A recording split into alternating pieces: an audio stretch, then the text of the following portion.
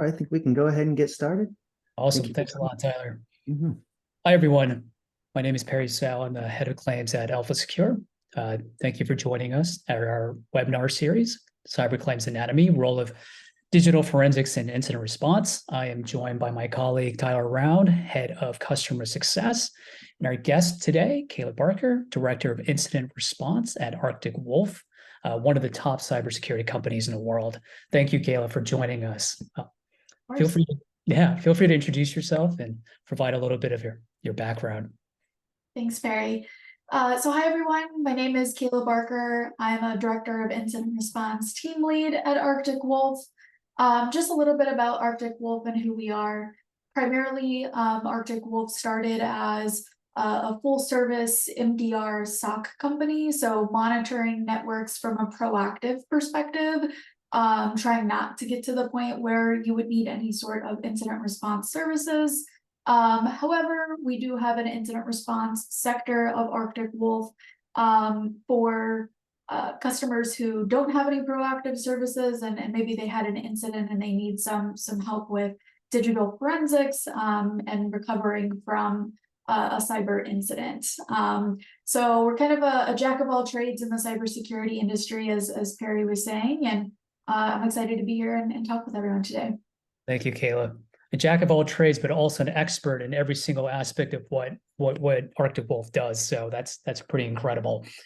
So before we get into the meat and potatoes of the conversation, I just want to do a quick run through of the agenda today. We're going to talk about quickly overview of how do you contact Alpha Secure, incident response overview, some of the key players of incident response, and then the main topic of discussion, the role of digital forensic investigators, and takeaways. So just moving quickly, so wanted to make sure that our enhanced policyholders understand the difference between our security operation contact and also the claims contact. So if you have any issues in terms of security alerts that you would like assistance with, you can reach out to soc@alphasecure.com. We consider this more of like a pre-incident contact, but if you have a claim and you want to file a claim under your policy for coverage, you can contact us at claims@alphasecure.com. So each of these contact starts different processes. So just wanted to make sure that our insureds are aware. In terms of the incident response overview, this is just a very basic overview of incident response when a claim does come in. Once an incident is discovered by our policyholders, notify Alpha Secure. Alpha Secure's claims team will set up the claim file, reach out to breach counsel for an initial scoping call. After the scoping call is conducted and the policyholder decides to engage the breach counsel, the investigation begins, and basically we call Kayla to assist with the investigation. And so this is just the key players of incident response. Today, we're going to focus on digital forensic investigators and their roles. And so without further ado, let's get into the topic of conversation today. So what is the importance of digital forensics and incident response? So I think the first question I always like to start these webinars very basic. So Kayla, so what is the role of a digital forensic investigator and why are they so critical when it comes to incident response? Yeah, so essentially what a digital forensic investigator is a computer and log forensic analyst mixed with cybersecurity knowledge that analyzes things like logs and system images and applications within a network to determine how exactly a cyber crime or unauthorized person gained access to data or specific systems or both. And why digital forensics is so important after a cybersecurity incident is multiple things, but there's two primary things. From a legal standpoint, doing a forensic investigation can tell you if there was any sensitive data accessed during the actual cyber event that may lead you into any legal notification obligations or other legal responsibilities that you may have. So that's the primary reason on the legal side. But from a cybersecurity standpoint, the digital forensic investigation is very important in order to determine what we call the root point of compromise, or in other words, how the attack even happened in the first place. to be able to close off any open vulnerabilities that led to this threat actor gaining access to that data or those systems. But it also kind of just gives you a better leg up on what you may need to be doing in the future from a totality of a cybersecurity standpoint. So alongside the digital forensics part of this and doing that actual investigation, there's always sort of a post-mortem that comes along with that that can be very, very helpful as well. Thank you for that. I always analogize digital forensic investigator as like CSI in a way, crime scene investigators. And one of the things that I've always kind of come across is certain clients are very reactive when an incident does happen. And so with that in mind, when you're first engaged, what are some of the things that you try to convey to clients when you start an investigation to help assist throughout the process to make it a lot more seamless?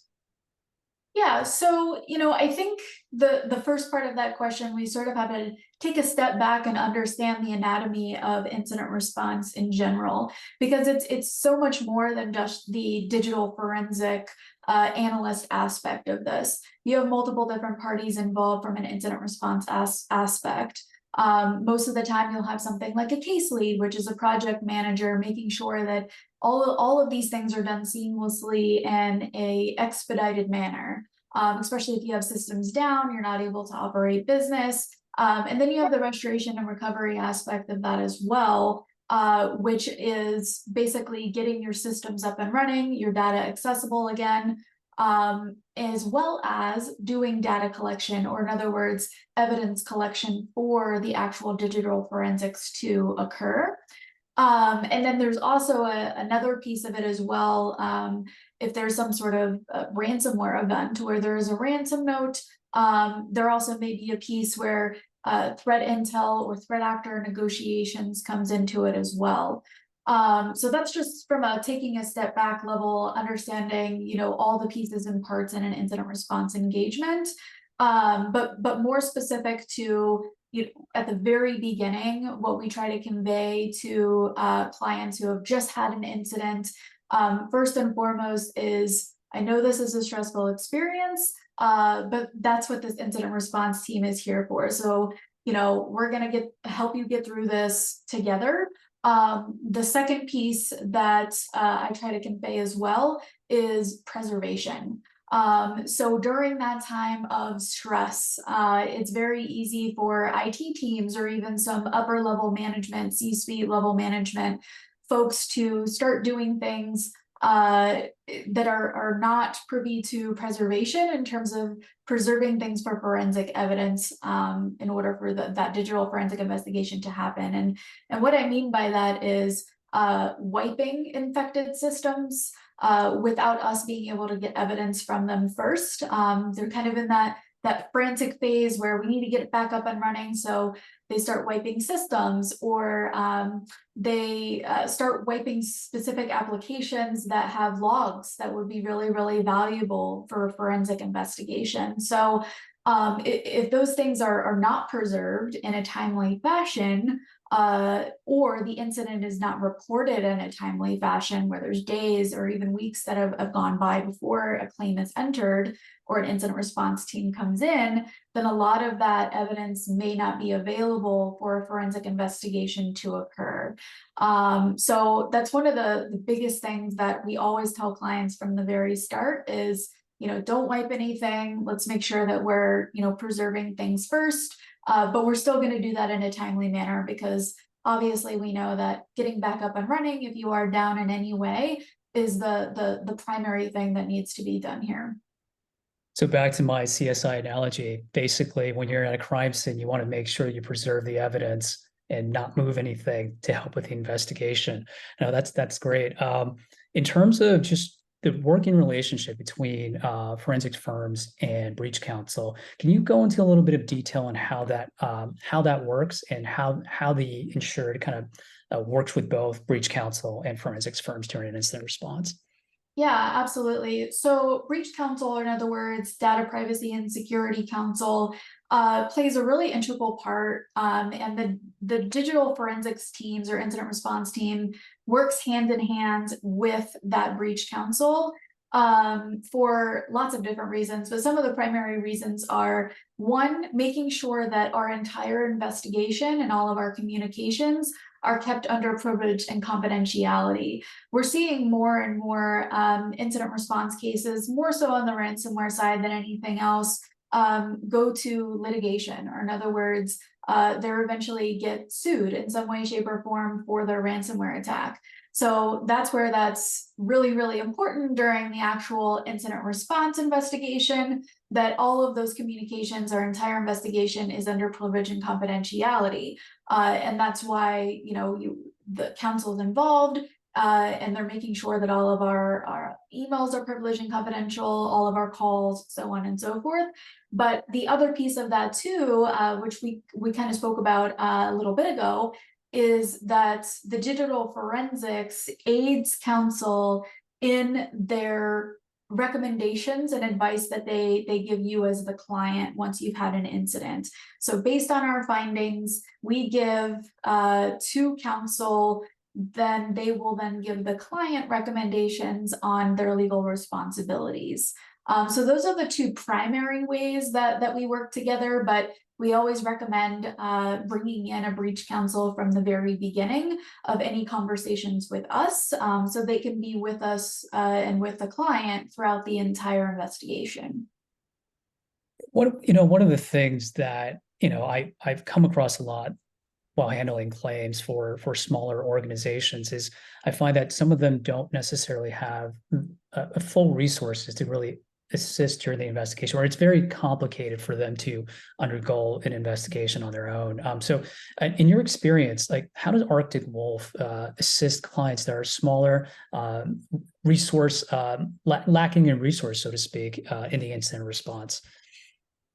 Yeah, so a majority of our work can actually be done remotely, and that's true for a majority of incident response firms out there, as long as they get admin related access to specific systems in the environment, which there's multiple different ways to do that. We won't go into that rabbit hole. But if there is a need for on-site resources, or maybe there's not an IT specific resource or IT consultant that the client uses, there are on-site services as well. So we can send one of our restoration and recovery engineers on site for as long as needed. And that's typically true for a lot of incident response firms. They have on-site options as well. But the primary reason for even needing to go on site is, one, limited resources, but two, if things need to be done very, very quickly. So you have multiple different people working on different streams in order to get systems back up and running, while also doing that preservation piece, which is really important. So 9 times out of 10, the person that would go on site would be a restoration and recovery engineer. I'm seeing with all the claims, the volume of claims that are happening, ransomware is always the top of mind. And let me just kind of scroll through these slides based on some of the activities that we've seen. For smaller organizations, what are some of the top incidents that you've seen that's really impacting smaller companies, mid-sized companies, or is it really, there's no discrimination from cyber criminals, and they're just all types of attacks for all types of organizations, regardless of size? Yeah, so I think, a lot of people who are not in the cybersecurity space are surprised by the fact that ransomware does not discriminate. I mean, they will hit small mom and pop little manufacturing companies, all the way up to very well-known companies, where if you heard about them in the news, you know exactly who they're talking about. So there is no discrimination. However, I will say that smaller companies seem to be hit with more things like business email compromise events. So basically a phishing email being sent and credentials being entered by whoever got that phishing email.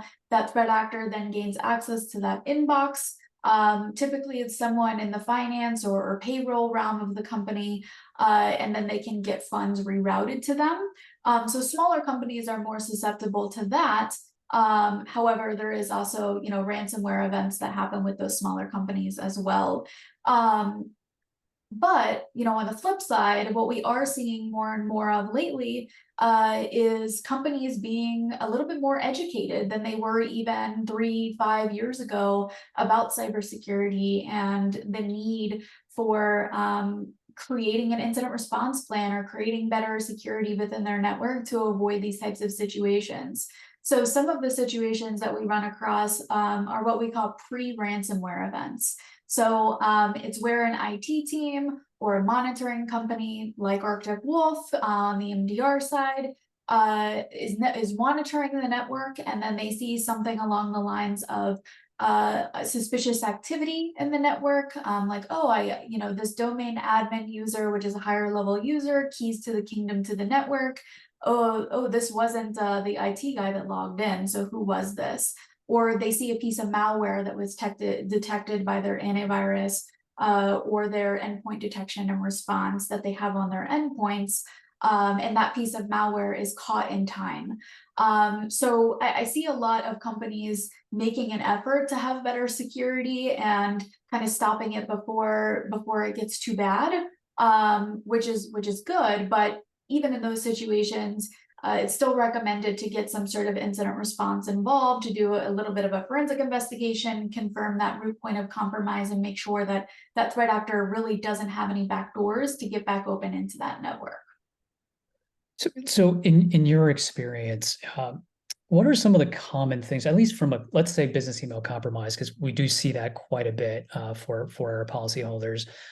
What are sort of the common things that you're seeing leading to business email compromise that could be an easy takeaway for clients to kind of think about in improving and reducing the risk of business email compromise?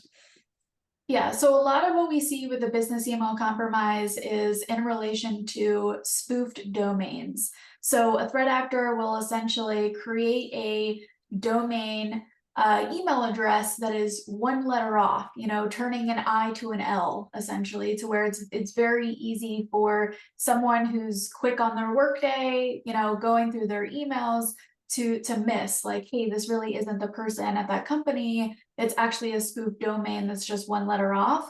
And within those emails, it'll typically be either a link that you have to click and then enter your email credentials into, because it says that there's a document that needs to be downloaded there, or some sort of web page that needs to be viewed, or account information.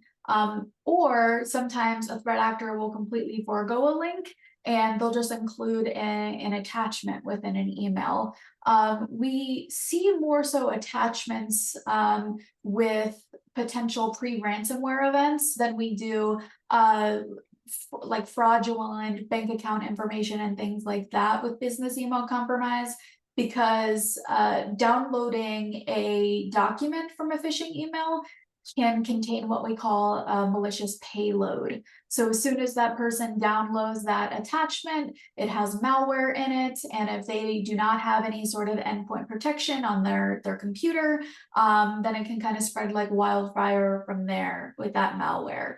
Another key thing with business email compromise as well is even looking at the wording. A lot of these threat actors are not English speakers natively, and sometimes it's more obvious than other times that, hey, this looks kind of fishy with the language here. They're missing words, they're misspelling words.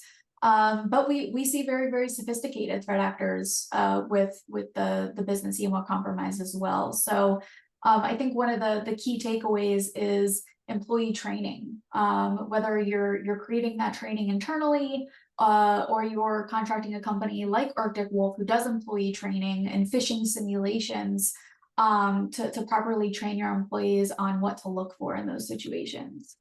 So pre-incident planning, proactive education with your employees is really critical, because I guess there's no one silver bullet to solve these type of issues, right? So it's going to require a combination of technology and also human intelligence and education to to prevent these type of events.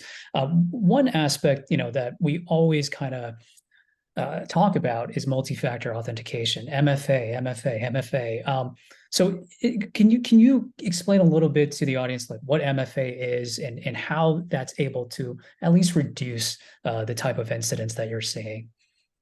Yeah, so just like you said, Perry, there's really no silver bullet, because at the end of the day, you're still going to have a human element, which is very hard to control. However, something like MFA, which is multi-factor authentication, is definitely a preventative, especially when it comes to things like email and VPN access into a network. So essentially, it's a second layer of security that a user has to go through in order to even gain access to their email inbox or into the network, if you're talking about a VPN. There's multiple different forms of multi-factor authentication. A lot of companies opt for the one that's the cheapest option, which is a very base level multi-factor authentication that you don't have to pay a whole lot of on top of whatever application that you're using. And essentially, it typically looks like a push notification to someone's cell phone. So you'll download an app, and then when you log into your email, that app will send you a push notification saying, yes, this is me, or no, this is not me. And then you'll press yes if it really is you. However, threat actors do what they call push fatigue. So if they have someone's credentials and they're entering those credentials and they're trying to get into that email inbox, they'll constantly send that MFA push notification to that person's cell phone until they get fatigued with it, and they just go ahead and press yes because they're tired of it popping up on their phone. So that's one way threat actors get in when we're talking about that human element. So it's not a silver bullet. However, it is a good preventative.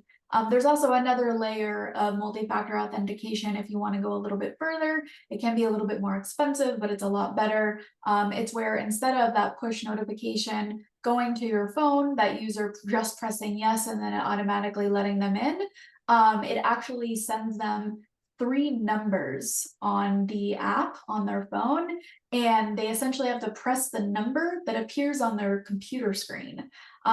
So it's not just a press yes, it's you have to actually match the number on your phone to what's on your computer. So if you are thinking about multi-factor authentication enablement, go the step further with enabling that multi-factor authentication and get that second layer.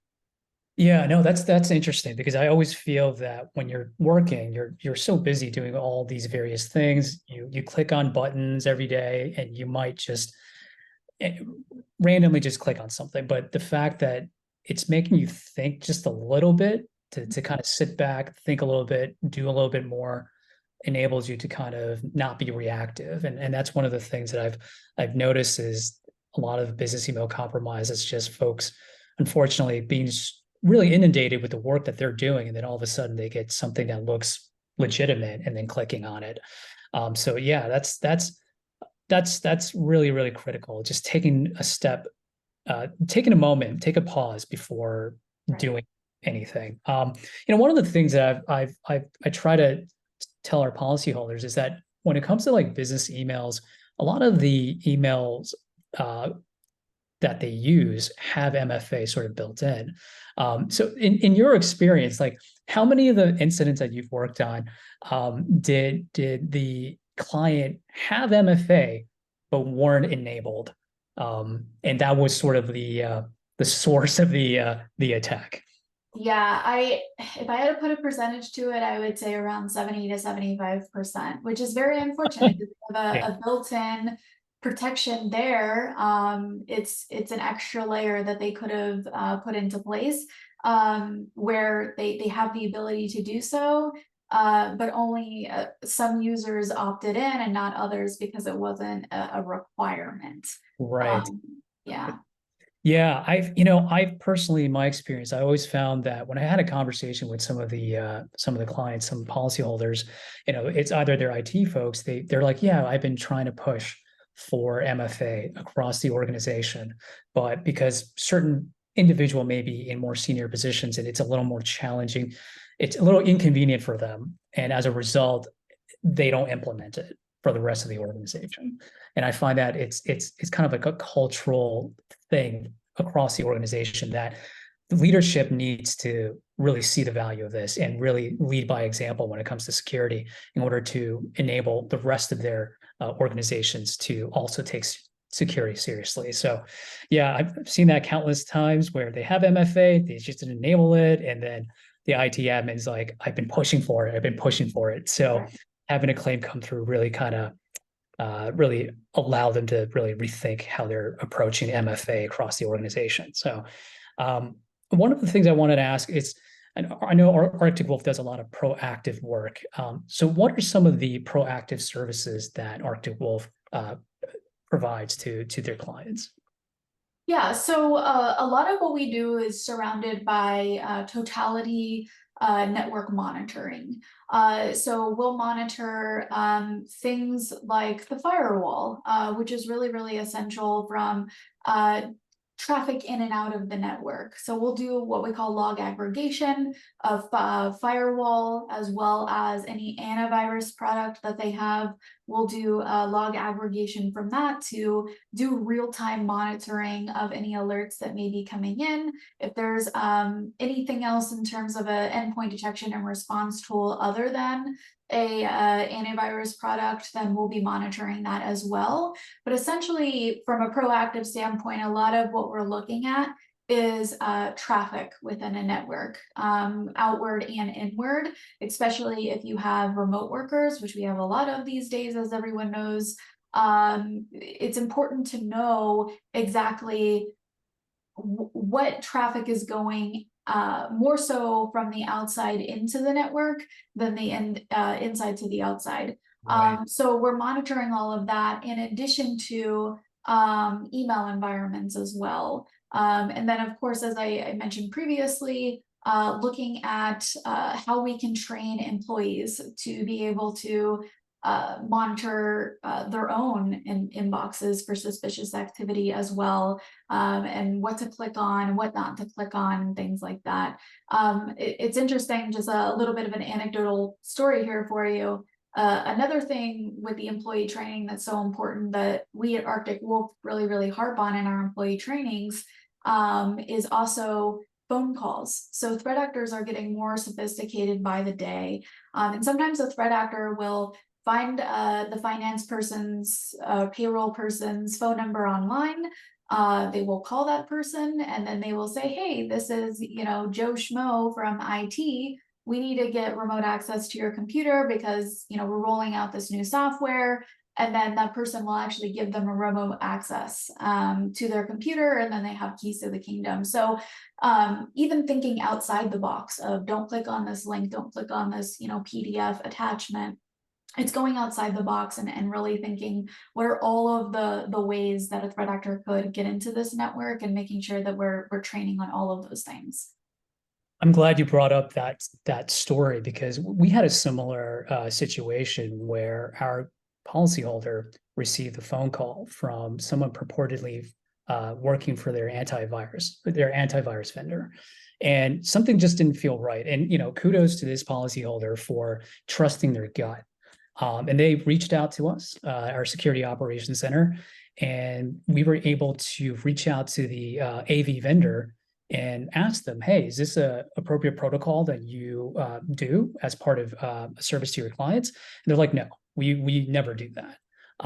And so we were able to confirm that and advise the policyholder so that they're more aware in the future that if you get these type of phone calls where someone's trying to remote into your computer systems, that this is not legitimate. But I mean, it was very convincing based on what the policyholder had mentioned. But yeah, it's a combination of just like trusting your gut and knowing that if this feels a little off, just take a second and reach out to the appropriate resources such as Alpha Secure or folks like Arctic Wolf to assist.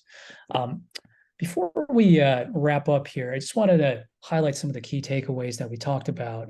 This is from Kayla, so I'll let Kayla go through these takeaways. So it really highlights the importance of what we talked about today. Yeah, so one of the main things is making sure that you're implementing and enforcing all of the security controls that you have at your fingertips. So such as multi-factor authentication, making sure that you have complex passwords for all of your users and that you're on a regular password changing regimen, which is typically every 3 months if you want to be super aggressive about it, but at least every 6 months is what we recommend for that. Another thing is making sure that you are having a regular patching schedule. I can't even tell you how many of our incident response engagements have a root point of compromise of a vulnerability within one of their applications that they use, because it was kind of set and forget type of situation, whether you don't have enough IT resources to throw at that, or if it's just something that's forgotten about. Making sure that you have a regular written down and executed patching schedule, and making sure that all of the applications that you use are completely up to date on their versions. The other thing too is just overall employee training, as we talked about. But go further than that and do IT training as well. Making sure that the IT folks that work internally, or even if you have an external managed service provider, that they're up to date on the security protocols that need to be in place. And making sure that they have the resources, or you have an incident response plan already in place should it be needed. Threat actors are constantly evolving, and so organizations need to be constantly evolving their cybersecurity as well. Agreed. Back to your point about patching, it really breaks my heart sometimes when I'm on calls with clients and they advise that, due to this vulnerability that they just didn't get a chance to update or get rid of a legacy software that they're not using anymore. And that is the attack vector for their organization, such as a ransomware event. And I've seen a number of that. And it's a simple just being on top of updating your software and also turning off your machine once in a while to make sure that update actually takes. So those are some of the things that I've seen from a claims perspective. And I think it's very simple maintenance sometimes that can really, really help a client avoid these massive claims. Next slide. So I think we're at the top of the hour, and just wanted to take a second to see if there's any questions or comments coming in from the audience. Yeah, I did have one that I did want to ask before we wrap up, and it's really, Kayla, you touched on some of those pitfalls in incident response and really that wiping of software. Can you touch on any other kind of pitfalls that you've seen of people like kind of panicking and freaking out and saying, "Oh, we got to do, we're doing this." Can you touch on some of those other pitfalls? Yeah, so one of the main ones is actually before an incident even occurs, but it's log retention. So as I kind of mentioned before, firewall logs in particular, as well as antivirus logging, is super critical to a forensic investigation, because again, it's tracking that traffic in and out of the network. So a lot of the times we run up against the fact that logging wasn't even turned on, so there are no logs for us to review in the first place, or logs were turned on, but there's a very, very short retention period. I'm talking, 24 hours, maybe up to 72 hours sometimes. And by the time incident response gets engaged, those relevant logs have already rolled over. So that's probably the key one. If there's any takeaway from this at all, it's making sure ahead of time that you have proper logging retention on all of your important applications. Great point. Thank you. Yeah, great point. Thank you. Thank you for that. I think we're at the top of the hour. Is there any questions? We are. I think no other questions that came in, but I want to thank everybody for joining us, and I think next time we might have to go a little bit longer, because I think we have a lot more to talk about even from this. So we've just touched on the surface, but thank you all. Any closing remarks from Perry or Kayla? Just want to thank Kayla for joining us today. Thank you so much for your insights, and would love to have you back at another webinar. Of course. Thanks, everyone. Thank you. Thank you. Bye-bye, everybody. Bye-bye.